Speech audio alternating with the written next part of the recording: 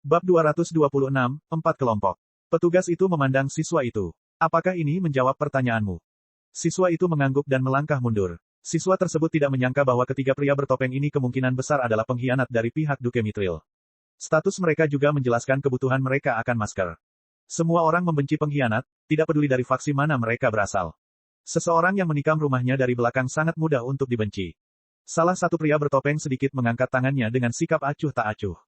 Petugas itu memberi isyarat agar dia berbicara. Pria itu memandang siswa itu. Tidak semua orang yang memakai masker memakainya karena alasan yang mungkin Anda pikirkan. Beberapa dari kita tidak tertarik terlibat dalam politik. Kami di sini untuk melakukan tugas kami. Tidak lebih, tidak kurang. Pria itu melangkah mundur dan terdiam lagi. Tentu saja, kata petugas itu sambil tersenyum. Kemudian, petugas itu mengeluarkan tombaknya dan berbalik. Kita harus mencapai tujuan kita saat malam tiba. Karena kita tidak punya banyak waktu luang, aku akan menangani semua binatang berbeda yang kita temukan. Sekelompok tentara mengumpulkan barang-barang mereka dan mempersiapkan diri. Kemudian, petugas itu maju ke depan dengan kecepatan yang mengesankan, dan para prajurit mengikuti di belakangnya. Semua prajurit berlari dengan kecepatan sekitar 80 km per jam, yang bukan merupakan kecepatan tertinggi mereka, namun masih sangat melelahkan. Ini mungkin merupakan ujian dari perwira untuk melihat prajurit mana yang berharga. Kelompok itu berlari ke arah barat laut, sama sekali mengabaikan jalan, dan setelah beberapa saat, mereka sudah memasuki hutan liar. Beberapa siswa menjadi gugup. Kelompok itu menerobos hutan belantara tanpa mempedulikan keselamatan. Ini terlalu ceroboh. Namun, prajurit lainnya tidak peduli. Mereka adalah 30 prajurit di panggung umum. Satu-satunya hal yang bisa membahayakan mereka adalah monster tahap umum akhir atau yang lebih kuat, dan mereka tidak ada sejauh ini di utara hutan liar. Mengapa kita tidak memperkenalkan diri sambil berlari? Teriak petugas itu dari depan. Biarkan saya mulai, saya Lance, dan saya seorang sersan di pasukan pribadi Duke Warwine. Suara petugas itu menjangkau semua prajurit, meskipun mereka dengan keras menerobos hutan. Aku akan pergi selanjutnya, teriak salah satu tentara yang jelas-jelas ada di sini untuk memberikan kesan yang baik. Aku. Prajurit itu memperkenalkan dirinya dengan suara penuh percaya diri dan karisma. Setelah dia, penjaga lain yang ingin memberikan kesan baik angkat bicara, memperkenalkan diri. Mantan bandit dan orang bertopeng dengan cepat memberi nama pada kelompok tentara ini. Mulai saat ini, kelompok prajurit yang ingin mengesankan atasannya dijuluki Bootlicker. Setelah para Bootlicker selesai memperkenalkan diri, siswa datang berikutnya. Separuh dari siswa berhasil tampil kompeten dan cerdas, namun separuh lainnya tampak gugup untuk berbicara dengan begitu banyak orang asing saat melintasi hutan belantara. Para mantan bandit dan orang bertopeng menjuluki kelompok ini Rukis. Setelah siswa terakhir selesai memperkenalkan diri, tidak ada yang berbicara beberapa saat. Sudah kubilang perkenalkan dirimu, teriak petugas dari depan dengan nada lebih tegas. Akhirnya, salah satu bandit mengambil inisiatif, tapi dia tidak banyak bicara. Dia jelas-jelas memberikan nama palsu dan mengatakan bahwa dia ada di sini untuk mendapatkan uang. Bandit lain mengikutinya, memberikan nama palsu dan alasan acak mengapa mereka ada di sini. Para Bootlicker dan Rookie merasa muak dengan sikap tidak hormat yang jelas-jelas datang dari orang-orang barbar ini, yang membuat kelompok ini mendapat julukan Scumbags. Terakhir, tiba waktunya bagi 3 individu bertopeng, yang sejauh ini merupakan kelompok terkecil. Kamu bisa memanggilku Zero. Aku di sini untuk mencari uang, dan aku benci politik, itulah sebabnya aku memakai topeng. Aku tidak tertarik dibina oleh faksi manapun. Aku tidak peduli dengan keyakinanmu. Aku tidak peduli dengan janjimu. Aku akan melakukan tugasku, dan kamu tidak akan melihatku lagi. Individu bertopeng yang baru saja memperkenalkan dirinya, Zero, tingginya sekitar 185 cm dan memiliki rambut hitam panjang. Dia mengenakan topeng hitam dengan desain rumit yang hanya memperlihatkan mulutnya. Di punggungnya, dia mengenakan pedang melengkung raksasa. Itu lebar dan sepertinya terbuat dari batu hitam yang kasar. Senjatanya mengeluarkan kekerasan dan kebrutalan. Kamu bisa memanggilku Satu. Aku juga di sini untuk mencari uang, dan aku memakai topeng karena aku tidak ingin orang mengetahui identitasku. Aku tidak ingin menyeret keluargaku ke dalam konflik ini, seperti orang sebelum saya. Anda tidak akan melihat saya lagi segera setelah pekerjaan selesai. Individu bertopeng kedua memiliki tinggi sekitar 175 cm, memiliki rambut hitam pendek, dan mengenakan topeng hitam kosong yang menutupi seluruh wajahnya. Di punggungnya ada pedang panjang agak melengkung dengan hanya satu ujung. Itu tidak sebesar pedang Zero, tapi panjangnya sama. Senjatanya menunjukkan gaya bertarung yang mengutamakan kecepatan dan serangan cepat namun dahsyat. Saya akan mengikuti tren 2 lainnya dan akan mengambil nama 2. Saya di sini demi uang, dan saya memakai topeng karena saya tidak ingin mantan rekan kerja saya mengetahui siapa saya. Beberapa tentara melirik orang terakhir dengan rasa ingin tahu. Dia memperkenalkan dirinya dengan identitas yang tidak diasosiasikan dengan individu bertopeng. Apa rencananya? 2 di antaranya memiliki rambut hitam panjang sedang, tinggi sekitar 180 cm, dan mengenakan topeng hitam berbentuk bintang yang hanya memperlihatkan mulut dan hidungnya. Di punggungnya ada tombak hitam yang agak pendek. Dibandingkan dengan kebanyakan tombak, ia tidak memiliki kepala yang lebar, membuatnya lebih menyerupai jarum raksasa daripada tombak. Setelah perkenalan, kelompok tentara lainnya menjuluki kelompok individu bertopeng tersebut dengan number. Izinkan saya menyampaikan satu sambutan lagi kepada kalian semua. Teriak petugas itu dari depan. Sekarang kita semua saling kenal, aku akan memberitahumu tentang pekerjaanmu dan rumah barumu di masa mendatang. Saat semua orang terus berlari, petugas tersebut memperkenalkan semua orang tentang sejarah medan perang dan apa yang terjadi di dalamnya sejak Ice Wyvern mengambil alih zona. Beberapa menit setelah penjelasan, kelompok itu meninggalkan hutan liar dan memasuki hutan belantara zona Ice Wyvern. Sejak saat itu, beberapa tentara memperhatikan beberapa monster panggung umum yang lebih lemah dari waktu ke waktu, tetapi tidak ada satupun monster yang menyerang mereka. Binatang buas tidaklah bodoh, dan kelompok orang ini pastinya tidak merasa mudah untuk dibunuh. 1 jam kemudian, kelompok itu melewati sebuah kota. 1 jam kemudian, kelompok itu melewati kota lain. Dalam beberapa jam terakhir, banyak tentara mulai berbicara satu sama lain sementara petugas memberi pengarahan kepada semua orang dari depan. Namun beberapa jam kemudian, beberapa tentara yang berkemauan lemah berhenti berbicara karena mereka berkonsentrasi untuk mengikuti.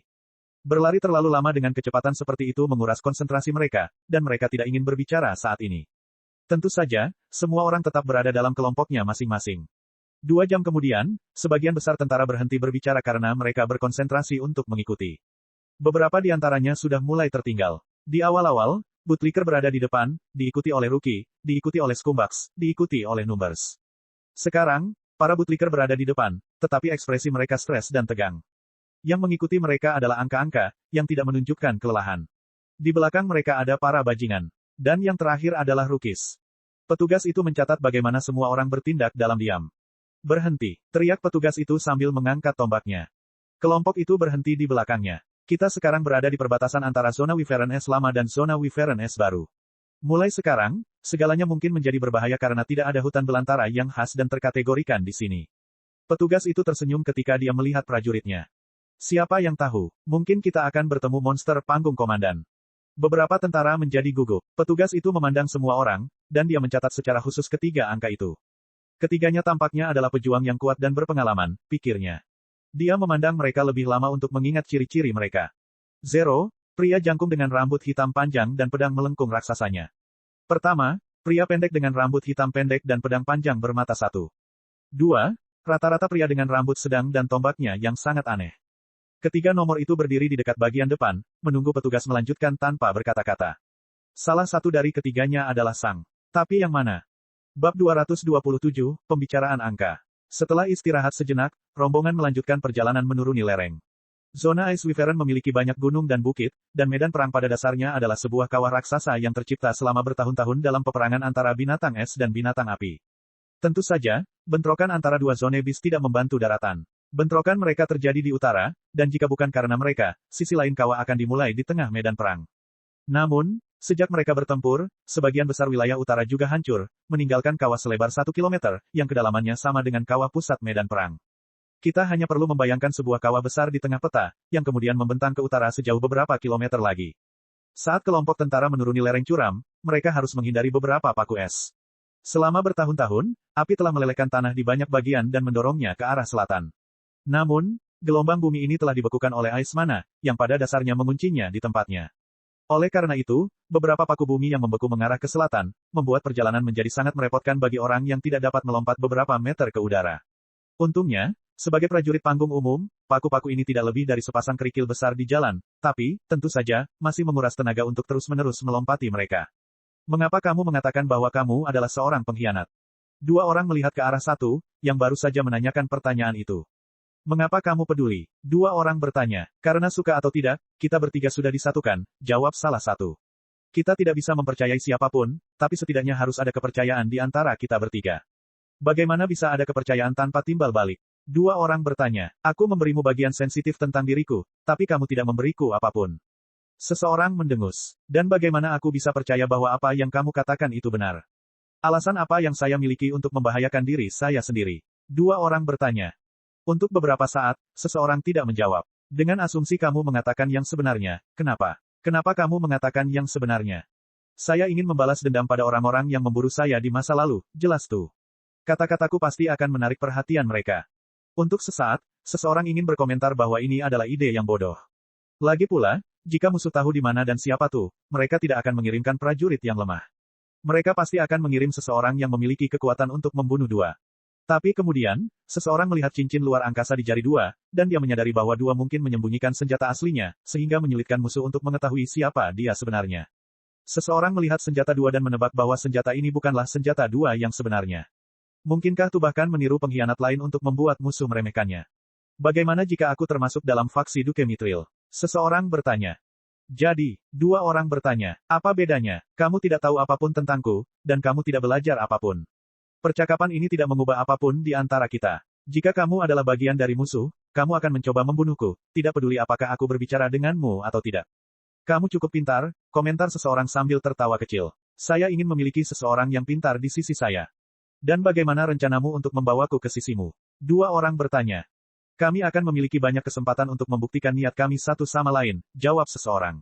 Kita punya waktu 1 tahun penuh di depan, dan kita akan berkonflik dengan manusia dan binatang selama waktu itu.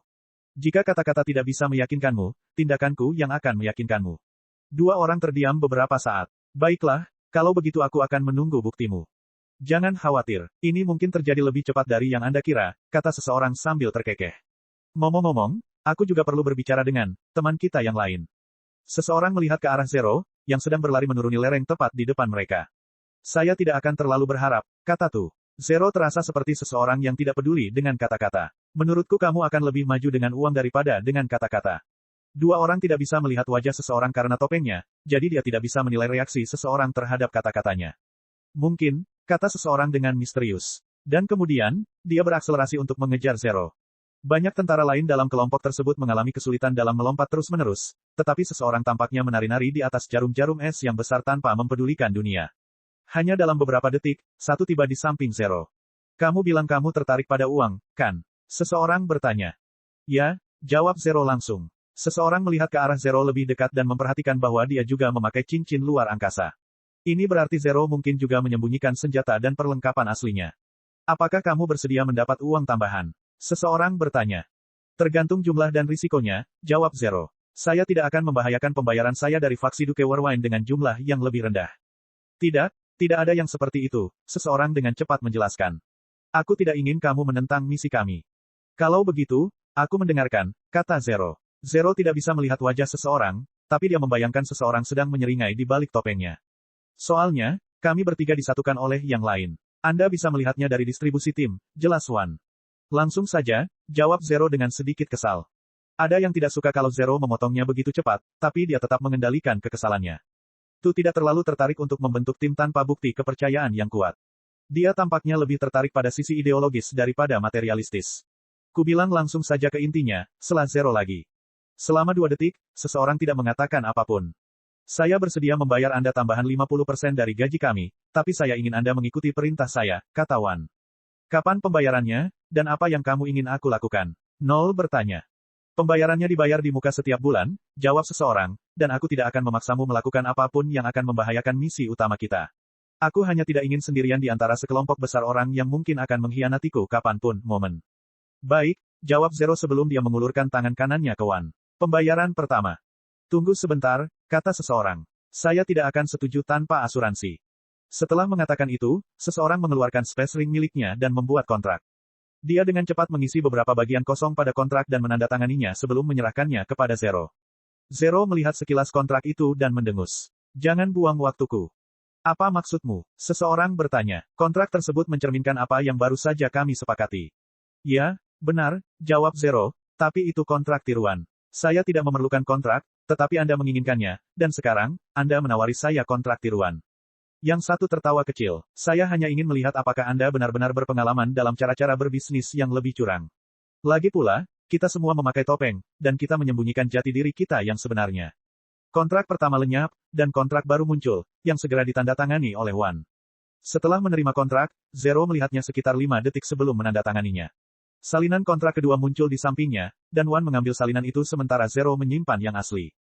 Pembayaran, kata Zero sambil mengulurkan tangannya ke Wan lagi. Seseorang mengeluarkan sekarung besar emas dari space ring miliknya dan melemparkannya ke Zero. Zero dengan santai menyimpannya di space ring miliknya. Aku akan menghubungimu jika aku butuh sesuatu, kata seseorang. Tentu, jawab Zero. Dan kemudian, yang satu kembali kedua, dan mereka terus berbicara. Zero terus berlari sendirian. Bab 228, Laba-laba api keras. Setelah sekitar 2 jam, tim mencapai dasar kawah, meninggalkan jarum es yang menyusahkan. Namun kini, mereka harus mendaki lereng yang sangat besar dan panjang ke utara. Zona Volcano Wim memiliki ketinggian yang sangat tinggi. Bagaimanapun, zona itu pada dasarnya adalah sebuah gunung raksasa, yang tingginya lebih dari 10 km. Setelah sedikit mendaki, petugas dan Wan menyadari sesuatu. Satu pergi ke Zero. Sebagai pesanan pertamaku, aku tidak ingin kamu terlibat. Zero juga menyadari apa yang sedang terjadi, dan dia mengangguk. Anak-anak, siapa yang mau membuktikan diri? Petugas itu berteriak sambil menyeringai kepada tim di belakangnya. Siapa yang mau menghadapi monster tahap umum awal hanya dengan 2 orang? Para bootlicker ingin melompat maju untuk membuktikan diri, tetapi ketika mereka mendengar bahwa mereka hanya diperbolehkan bertarung berpasangan, kebanyakan dari mereka menyerah. Namun masih ada beberapa di antara mereka yang tertarik. Saya bersedia, tiba-tiba seseorang berteriak. Para bootlicker mengertakkan gigi ketika mereka mendengar Wan berteriak. Saat ini, mereka menyesal tidak berteriak lebih awal. Baiklah, dan siapa yang akan menjadi pasanganmu? Petugas itu bertanya sambil menyeringai. Yang satu melihat ke arah dua. Dua orang menyadari apa yang telah direncanakan, menggaruk dagunya, dan mengangguk. Aku juga bersedia, teriaknya. Baiklah, ayo berangkat, teriak petugas itu. Ada laba-laba Hardfire di sebelah timur kita. Semuanya, kalian bisa berhenti sejenak dan menyaksikan rekan kita bertarung. Saat ini, beberapa bootlicker senang karena mereka tidak melompat ke depan sementara para Scumbaks hanya tertawa terkekeh-kekeh. Hardfire Spider memiliki gaya bertarung yang mematikan. Bukan hal yang aneh jika sebuah tim mendapat korban saat memburunya. 1 dan 2 sepertinya tidak keberatan saat mereka menyerang ke arah timur. Setelah beberapa detik, mereka berdua melihat seekor laba-laba setinggi 2 meter dan sangat lebar di depan mereka. Tampaknya itu terbuat dari magma yang mengeras, dan dengan cepat ia menyadari ada 2 orang yang menyerangnya. Seberapa yakin kamu bisa membunuhnya? Seseorang bertanya. 2 orang mengeluarkan tombak panjang seperti jarum dari punggungnya. Senjata ini dibuat untuk membunuh binatang. Bagus, kata seseorang. Kalau begitu, aku akan menjadi pengalih perhatian saat kamu membunuhnya. Setelah Wan mengatakan itu, dia menyerang ke depan. Yang lain tidak tahu jenis kemampuan apa yang dia gunakan, tapi seseorang menjadi sangat cepat saat menyerang ke depan. CRRRK. Es di sekitar laba-laba berubah menjadi uap saat tubuhnya mulai bersinar dalam cahaya yang panas dan terang. Kemudian, ia juga menyerang lawan-lawannya. Bang! Laba-laba itu melompat, tubuhnya meninggalkan awan uap. Seseorang tiba-tiba berubah arah dan melesat ke samping. Boom! Laba-laba itu mendarat, menghancurkan lingkungan sekitar saat api muncul di sekitarnya. Para prajurit yang menonton hanya tertawa terkekeh-kekeh saat melihat serangan Hardfire Spider. Laba-laba Hardfire memiliki afinitas lava yang langka, campuran afinitas api dan bumi. Mereka memiliki daya ledak api, yang meningkatkan kecepatannya, serta bobot dan pertahanan bumi. Tentu saja, keuntungannya adalah Hardfire Spider tidak bisa menyerang dari jarak jauh. Tapi mereka sangat mematikan dalam jarak dekat. CRK. Pedang panjang dan melengkung milik seseorang mengenai salah satu kaki lapis baja laba-laba, membuat baju besinya meledak dari kakinya. Beberapa tentara yang mengawasi mengetahui apa yang telah digunakan oleh seseorang dan mengenali afinitasnya. Dia telah memasukkan metal mana ke dalam senjatanya, yang memberinya sifat penghancur tertentu. Metal mana tidak terlalu berguna melawan sebagian besar monster, tapi jika menyangkut monster berarmor berat, itu bisa menunjukkan potensi yang luar biasa. Beberapa prajurit memanggil prajurit dengan Metal Affinity Armor Breakers. Ketika laba-laba menyadari bahwa sebagian besar armornya telah hancur, ia menjadi marah, dan api keluar dari sekujur tubuhnya. Seseorang terus berputar mengelilingi laba-laba sambil melindungi wajahnya dengan pedang melengkung. Panas terik bisa melukai prajurit tahap umum awal, tapi seseorang mengenakan seperangkat baju besi yang cukup kuat untuk menahan panas. Laba-laba itu berbalik ke arah yang satu dan mengayunkan salah satu kakinya ke arahnya. Awalnya ia ingin menggigitnya, namun serangga pengganggu ini terlalu cepat dan gesit. Laba-laba tidak dapat menyelaraskan dirinya dengan sasarannya. Seseorang menyadari bahwa kakinya datang, melompat, dan meletakkan pedangnya di depannya. Retakan, sepotong besar baju besi jatuh dari kaki laba-laba, tapi ada yang terlempar beberapa meter ke kejauhan. Namun, seseorang dengan mudah mendarat tanpa masalah apapun. Pekerjaan sudah selesai. Seseorang berkata dengan suara yang menunjukkan seringai. Eksekusi kontra, suara 2 memasuki telinga seseorang. Seseorang mendengus. Baik, aku bilang aku akan membuktikan kepercayaanku. Untuk saat ini, izinkan aku mempercayaimu terlebih dahulu. Sebaiknya kamu tidak mengecewakanku. 2 tidak menjawab. Laba-laba itu kembali meledak dengan api. BOOOM. Sebuah ledakan dahsyat keluar dari punggung laba-laba, dan ia melompat ke depan dengan kecepatan luar biasa. Seseorang memegang pedang melengkungnya dalam posisi menghalangi tetapi tidak bergerak. Set, beberapa suara pelan angin dan salju datang dari antara laba-laba dan yang satu. Dan kemudian, suara itu meledak menjadi suara deru badai besar saat salju dan es berkumpul di lokasi yang sebelumnya kosong di antara kedua kombatan. 2 orang muncul di antara mereka, tombak tipisnya ditarik ke belakang. Lengan kirinya membelai tombak itu, dan ujungnya dilapisi es biru tua. Bang! Dua orang meledak ke depan dan menyerang ke depan dengan tombaknya. Laba-laba itu saat ini melompat dengan bagian bawahnya terlebih dahulu, tetapi ia akan mendarat sebelum mencapai sasarannya. Namun, sekarang, dua telah mencegatnya, dan ia tidak dapat menghentikan lompatannya. Dua orang menaruh seluruh kekuatannya ke dalam tombaknya. Dan kemudian, dia menusuk ke depan. Es di tombak itu mengenai bagian bawah laba-laba. Retakan, es dan pelindung di bagian bawah laba-laba pecah berkeping-keping. Pada saat itu, tanah di bawah tuh meledak dalam es, yang memungkinkan dia melepaskan serangan kedua. Retakan, ujung tombaknya menembus bagian bawah laba-laba, dan laba-laba itu mengeluarkan pekikan yang menyakitkan. CRRRR. Beratnya serangan laba-laba mendorong Tu mundur, meninggalkan jejak kehancuran yang dalam. Bang! Punggung dua membentur sisi pedang pemblokiran satu. Retakan, tombak itu meninggalkan bagian belakang laba-laba, dan para petarung berhenti meluncur. Kaki laba-laba itu menggeliat tak berdaya karena tidak bisa menyentuh tanah di bawahnya. Yang satu melompat ke bahu dua dan melompat ke depan. Pedangnya yang melengkung meninggalkan lengkungan hitam di belakangnya. Bersinar, pedang melengkung itu dengan rapi menembus kepala laba-laba yang tidak bersenjata.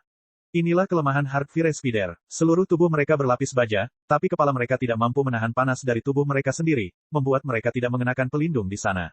Tubuh laba-laba itu tersentak dan bergerak-gerak. Namun pertarungan sudah berakhir. Melihat, kata seseorang saat dia mendarat. Aku tidak mengkhianati kepercayaanmu, kan? Dua orang menarik tombaknya ke belakang dan membiarkan laba-laba itu jatuh ke tanah. Kau tidak melakukannya, kata Tu. Saya pikir Anda dapat melihat bagian ini sebagai kesan pertama yang baik. Besar, kata seseorang. Zero memperhatikan semua ini dari kejauhan. Mereka cukup kuat, pikirnya. Bagus sekali. Petugas itu berteriak sambil bertepuk tangan sopan. Ini akan masuk laporan. Kalau terus seperti ini pasti mendapat bonus di akhir tahun. Kamu bisa meninggalkan mayatnya untuk satwa liar. Sesuai perjanjian, kamu kehilangan mayat binatang yang kamu bunuh di sini. Tentu saja, pembayarannya lebih dari cukup untuk menebusnya. Satu dan dua berjalan kembali ke kelompok di bawah tatapan tertarik dari rekan-rekan mereka. Beberapa ruki terkagum-kagum, sementara para skumbak dan bootlicker memperhatikan keduanya dengan alis berkerut. Keduanya terlalu kuat. Jika keduanya terus berkinerja baik, bonus mereka sendiri akan terancam. Beberapa bajingan melihat ke arah Zero. Jika mereka bisa membuat number saling bertarung. Bab 229, Pekerjaan. Setelah pertemuan singkat dengan laba-laba, para prajurit melanjutkan. Dalam perjalanan, mereka menemukan satu binatang lain, tapi yang satu ini berada di tahap umum tengah. Petugas dan dua bootlicker merawat binatang itu, dan petugas itu memuji keduanya sebelum melanjutkan. Kedua bootlicker tersebut belum menunjukkan kekuatan yang luar biasa, tetapi mereka cukup baik untuk bertahan hidup dan mendapatkan perhatian dari binatang itu, yang memungkinkan petugas untuk membunuhnya. 1 jam kemudian, rombongan akhirnya sampai di tujuan. Itu adalah kota yang baru dibangun dengan tembok biru tua setinggi lebih dari 20 meter. Sang, yang menyamar sebagai salah satu number, melihat ke arah dinding dan terkejut betapa cepatnya para penyihir dunia ini berhasil membangun tembok sebesar itu. Tunggu di sini, kata petugas itu, dan dia berjalan menuju kota sendirian. Para prajurit di tembok berhati-hati dan hanya membiarkan petugas masuk setelah mereka bertukar kata. Petugas itu tetap berada di dalam kota selama beberapa menit. Saat kembali, dia ditemani dua orang lainnya. Salah satu dari mereka mengenakan baju besi yang sama dengan petugas, tetapi orang ketiga mengenakan satu set baju besi yang jauh lebih cemerlang daripada baju besi yang lain. Sang merasakan ancaman besar datang dari orang itu, yang memberitahunya bahwa dia harus berada di panggung komandan. Prajurit panggung komandan memandangi para prajurit yang berkumpul dan mengangguk. Bawa mereka ke rumah barunya, perintahnya kepada petugas. Ya Pak, petugas itu berteriak sambil memberi hormat. Prajurit panggung komandan mengangguk dan memasuki kota lagi, diikuti oleh perwira kedua. Kamu mendengarnya, teman-teman, teriak petugas itu kepada kelompoknya. Sudah waktunya untuk pergi ke rumah barumu. Para bootlicker dan ruki memberi hormat sementara yang lain tetap diam. Setelah itu, petugas memimpin semua orang menuju timur laut. Dalam 1 jam berikutnya, beberapa skumbak dan beberapa ruki mulai tertinggal. Mereka telah berlari sepanjang hari, dan mereka tidak dapat berlari lagi. Para pemula membantu rekan-rekan mereka, tetapi para bajingan meninggalkan rekan-rekan mereka, tidak peduli apakah mereka selamat atau mati. Beruntungnya, para bajingan yang tertinggal masih bisa melihat rombongan di kejauhan. Mereka beruntung karena pada dasarnya tidak ada tumbuhan di bekas medan perang. Akhirnya, petugas berhenti dan menunggu sampai semua orang tiba, yang memakan waktu beberapa menit. Kelompok yang lelah melihat sekeliling dan mengertakkan gigi karena frustrasi ketika mereka tidak melihat apapun di sekitar. Itu berarti lebih banyak berjalan kaki. Saat ini, semua orang berada di puncak bukit yang lebih kecil. Saat ini, tidak banyak es yang tersisa di tanah, namun salju masih turun tipis. Namun, salju dengan cepat mencair begitu menyentuh tanah. Tanah di bukit lebih hangat daripada udara, yang memberitahu semua orang bahwa mereka dekat dengan zona gunung berapi Wim. Saat ini sudah sore, namun karena mendung yang tebal, sepertinya sudah malam. Ini rumah baru kita, petugas itu mengumumkan. Para prajurit melihat sekeliling dengan bingung. Bukit ini, petugas itu hanya tersenyum. Kami akan membangun pos terdepan tepat di lokasi ini. Dia mengumumkan. Kelompok tentara tidak terlalu antusias dengan hal itu. Sekarang, saya akan membagikan tugas berdasarkan apa yang saya lihat dari Anda sejauh ini. Setelah itu, petugas memanggil satu demi satu orang ke depan. Kamu akan membangun tembok itu, kata petugas itu kepada salah satu bajingan. Bajingan itu mengertakkan gigi. Dia adalah salah satu orang yang tertinggal, dan dia yakin inilah alasan mengapa petugas memberinya pekerjaan yang paling tidak berterima kasih dari semuanya. Membangun tembok itu membosankan, memakan waktu lama, dan melelahkan. Itu adalah pekerjaan terburuk. Rasa frustrasi si bajingan berubah menjadi amarah, tapi dia tidak berani mengeluh. Meskipun petugas tersebut berbicara dengan sangat santai kepada semua orang, namun bajingan tersebut telah melihat apa yang dilakukan petugas tersebut terhadap salah satu bajingan ketika mereka berbicara tanpa izin. Pada akhirnya, bajingan itu pergi bersama 3 bajingan lainnya untuk membangun tembok. Petugas menggambar garis dalam di tanah untuk melambangkan di mana tembok seharusnya dibangun sementara yang lain menunggu tugasnya. Berdasarkan garis tersebut, tembok tersebut akan memiliki keliling sekitar 100 meter. Saya ingin tingginya 10 meter, dan saya ingin 2 gerbang, kata petugas itu sambil menunjuk di mana seharusnya gerbang itu berada. Pak, bahan apa yang harus kami gunakan? Salah satu bajingan bertanya dengan nada sopan dan hati-hati. Petugas itu hanya tersenyum. Kalian bertiga setidaknya berhasil sampai ke bukit ini dengan kekuatan kalian sendiri, kata petugas itu. Kemudian petugas melihat kelima siswa yang tertinggal yang telah dibantu oleh rekannya. Mereka tidak melakukannya, kata petugas itu. Pada saat itu, para siswa tahu apa yang akan terjadi. Siswa yang tertinggal menjadi pucat pasi, sedangkan siswa lainnya merasa kaget dan bersalah karena telah membantu mereka. Dari samping, Sang memperhatikan semuanya dengan alis terangkat, yang tidak terlihat melalui topengnya. Petugas ini pasti tidak menumbuhkan persatuan, pikirnya. Sepertinya dia lebih peduli pada kekuatan individu.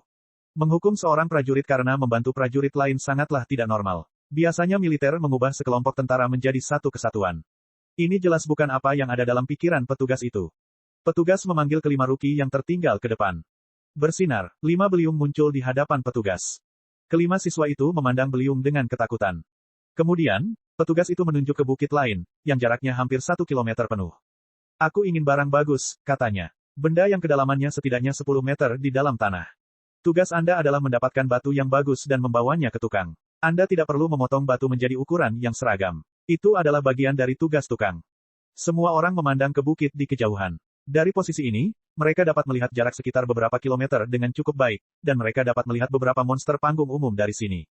Itu adalah tugas yang berbahaya. Tuan, dengan segala hormat, kami. Bang, petugas menamparkan siswa tersebut dengan keras hingga beberapa giginya tanggal. Siapa yang menyuruhmu tidak punya kemauan? Petugas itu berteriak dengan suara marah. Tubuhmu sama kuatnya dengan tubuh orang lain, tapi kamu tertinggal. Yah, karena kamu malas dalam perjalanan, kamu jelas membutuhkan lebih banyak pelatihan. Beberapa hari menambang dan membawa batu-batu berat seharusnya membuat kepalamu yang malas menjadi disiplin. Para ruki lainnya merasa ngeri sementara para skumbaks mencibir. Tidak ada lagi keluhan. Setelah itu, petugas memanggil para penjilat dan memberi mereka tugas untuk membangun beberapa rumah, yang masing-masing memiliki tujuan berbeda. Bahkan, mereka juga harus mengambil batu itu dengan beliung. Namun, kelompok prajurit ini memiliki 2 hal yang memudahkan mereka. Pertama-tama, batunya tidak harus terbuat dari bahan yang paling keras. Selama bangunan itu tidak runtuh ketika seorang prajurit panggung umum secara tidak sengaja terjatuh di atasnya, itu akan baik-baik saja. Kedua, mereka diperbolehkan mengelola sendiri, artinya tidak semua orang harus melakukan tugas berat menambang batu sepanjang waktu. Mereka hanya bisa melakukan rotasi. Setelah itu, petugas memanggil ruki yang tersisa. Kalian sepertinya membutuhkan pelatihan. Jadi, kalian akan bertanggung jawab untuk menghadapi semua binatang yang lebih lemah di sekitar dan terutama yang mengancam jalur penambangan. Saya tidak peduli bagaimana Anda membunuh binatang itu, tapi saya tidak peduli. Aku tidak ingin melihat monster apapun dari atas sini. Jika ada monster tahap umum menengah atau yang lebih kuat, laporkan itu kepadaku. Perintah petugas itu. Reaksinya beragam. Beberapa ruki senang karena mereka tidak harus melakukan pekerjaan kasar yang membosankan, tapi yang lain merasa gugup dan sedikit takut. Kemudian, petugas memanggil para bajingan yang tersisa untuk maju.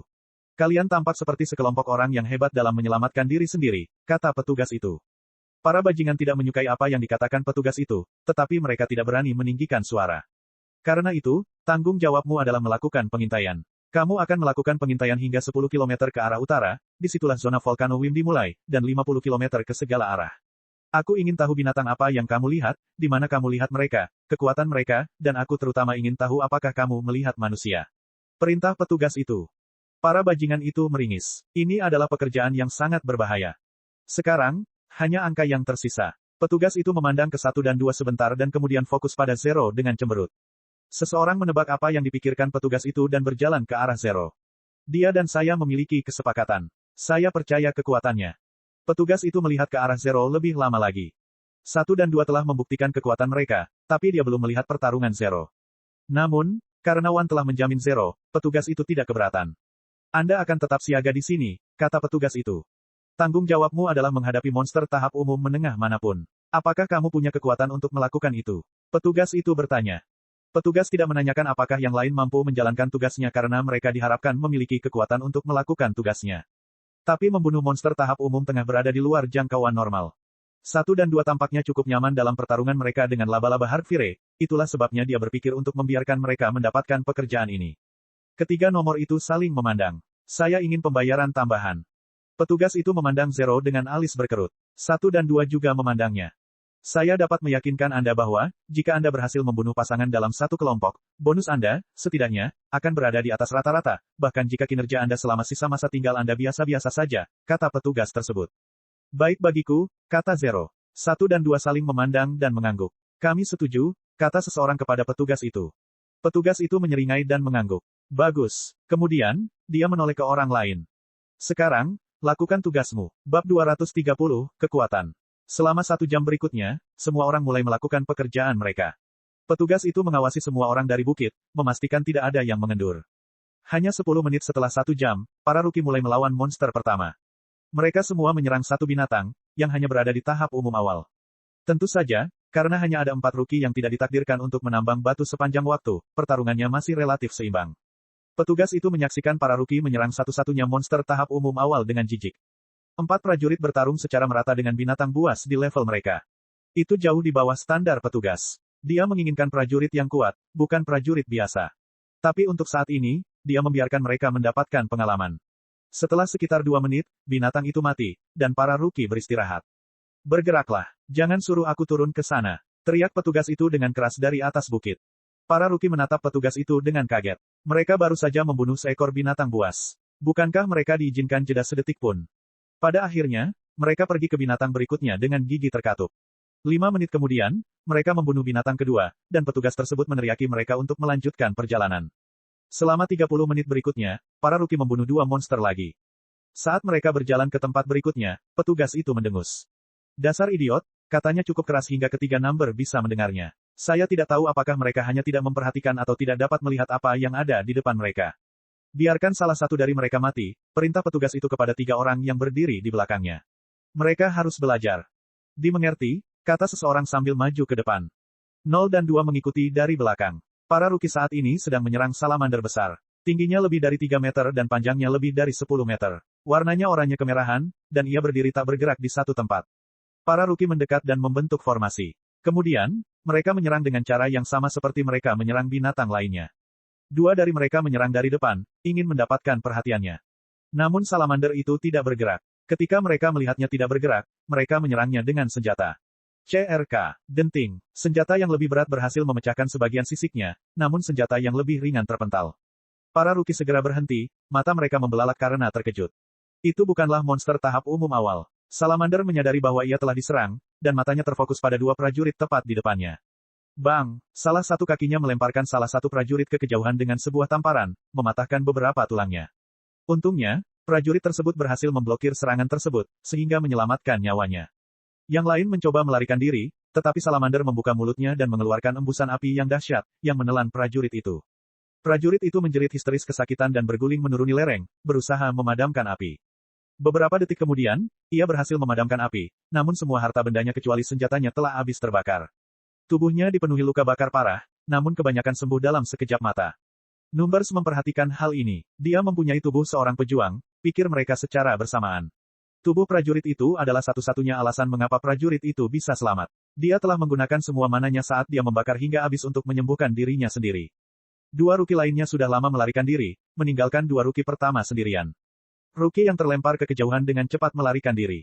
Salamander memandang semua manusia di dekatnya dan akhirnya fokus pada prajurit yang selamat dari tembakannya. Inilah yang mematahkan skalanya. Prajurit itu lari ke arah bukit, dan dia melihat bilangan menyerbu ke arahnya. Harapan muncul di matanya. Membantu. Dia berteriak keras. Pada saat itu, yang satu mengulurkan tangannya ke samping, menghentikan dua lainnya. Kengerian dan keterkejutan muncul di mata prajurit itu. Maaf, hanya mengikuti perintah, kata seseorang dengan suara tanpa penyesalan atau rasa bersalah. Sebelum prajurit itu dapat memahami maksudnya, dia mendengar ledakan keras datang dari belakangnya. Hancur, salamander membuka mulutnya dan menggigit tubuh bagian atas prajurit itu, mengunyahnya sebentar sebelum menelannya. Para ruki lainnya memandang dengan ngeri pada tontonan itu. Salah satu rekan mereka telah meninggal. Mereka semua melihat ketiga angka itu dengan kemarahan dan kebencian di dalam hati mereka. Mereka bisa menyelamatkannya. Monster, pembunuh, pengkhianat. Numbers menunggu sebentar sebelum mereka berpencar. Dalam perjalanan ke sini, mereka telah membicarakan taktik mereka, dan mereka sudah membuat rencana. Salamander memakan kakinya dan melihat ketiga prajurit yang mendekatinya. Ia tidak terlalu peduli dengan prajurit sebelumnya, tapi ketiganya merasa berbahaya. Bagus. Banyak binatang yang memiliki dorongan bawaan untuk berperang, dan naluri salamander mengatakan bahwa ia akan menjadi lebih kuat jika menang. Seseorang menyerang dengan kecepatan luar biasa, dan salamander fokus padanya.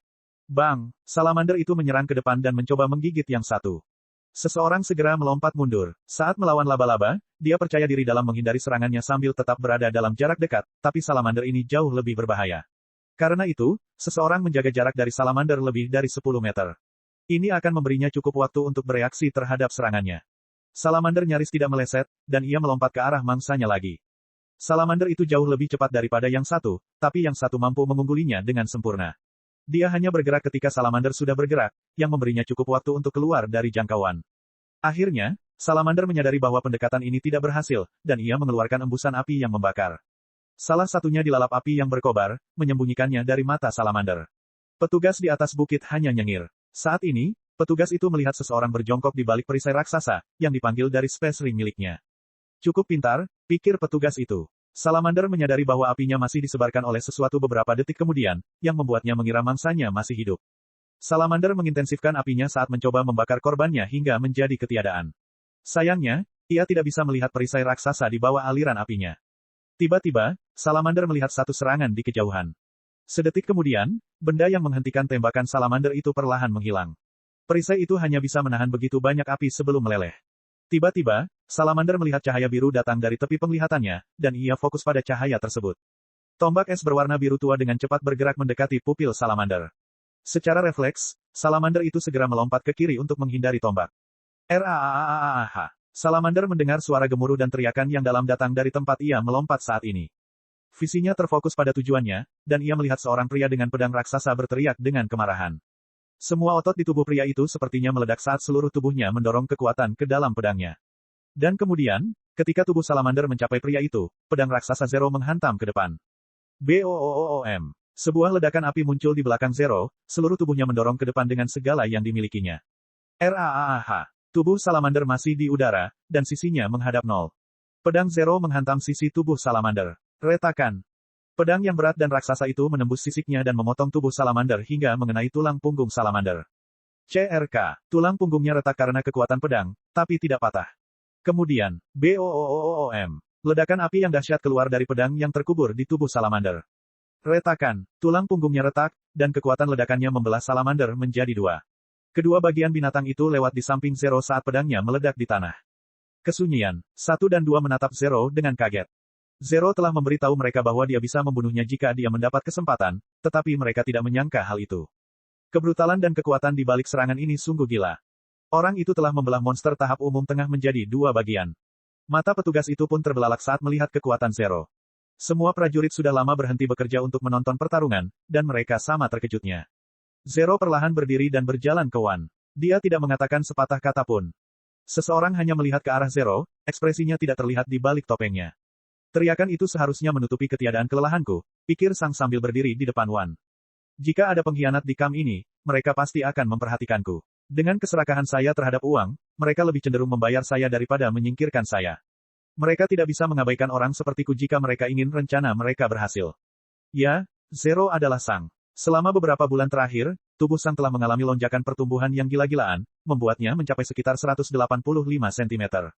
Pertumbuhan rambutnya dipercepat oleh sihir, dan otot-otot tubuhnya bertambah volumenya karena beberapa obat yang dia minum selama beberapa bulan terakhir. Dekan telah memberi SWOT sejumlah besar biji Peak General Stage untuk meningkatkannya dan memungkinkannya mengubah bentuknya. Untuk membuat pedang sebesar ini, Dekan telah menghabiskan lebih dari 50 unit biji. Benar saja, tidak ada yang bisa menghubungkan Sang Lama ke Zero. Mereka sangat berbeda. Cek cek cek cek cek cek cek cek. Rakan-rakan kultivator sekalian, sebelum retret, sila terus berkultivasi untuk jurus nol subscribe, like, share dan komentar agar sekte ini terus berkembang pesat.